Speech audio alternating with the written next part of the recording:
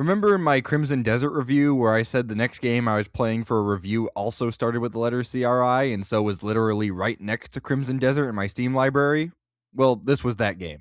After beating Resident Evil Requiem 5 times, I found myself wanting another game to scratch that Resident Evil itch. I've already played the other games to death, and so I wanted something new, and I found just that. And not only is it something that I've never heard of, but it also came out this year, so that means I can review it. Crisol Theater of Idols, man that name sucks, is a survival/action horror game published by Blumhouse Games and the debut title of Vermilla Studios. And this is a game that does something I always love to see, impress me just from its main gameplay gimmick. You see, in this game, all of your guns don't shoot bullets, but blood instead, and to reload them, you have to take away from your own health. This is really cool, and works with it being partially survival horror. It's a cool kind of resource management. This game is also based on Spanish folklore, which was awesome to see. I love seeing developers use other folklore and mythology besides the usual Greek and Norse. Don't get me wrong, I love Greek and Norse mythology too, but it's nice every once in a while to see gods that aren't Odin and Zeus.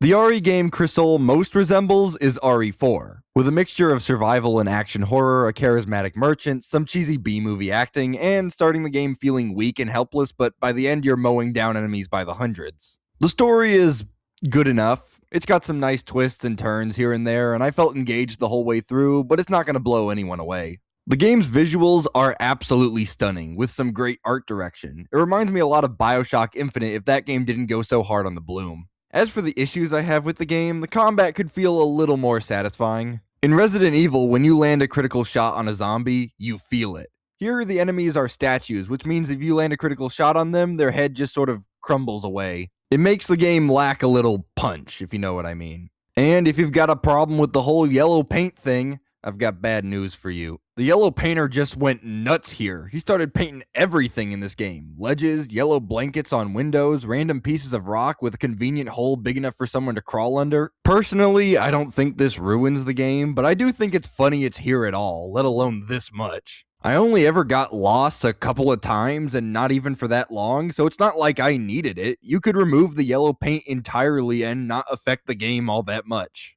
But overall, if you're looking to scratch that Resident Evil itch like I was, Crisol Theater of Idols, still a terrible name, does the job just fine. It's not an amazing game, and there are spots that show the studio's inexperience, but there's a certain charm about it that kept me interested enough to see it through to the end. It's a game that shows a lot of promise, and I can't wait to see where Vermilla takes itself next.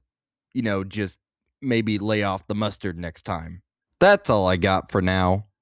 The next video should be for the drama, so if you're interested in that, then be sure to like, subscribe, share with your friends, and hit that bell icon to be notified for whenever I make a new video. And if you've played Crisol Theater of Idols, then let me know what you thought of it in the comments. Okay, that's it. Bye.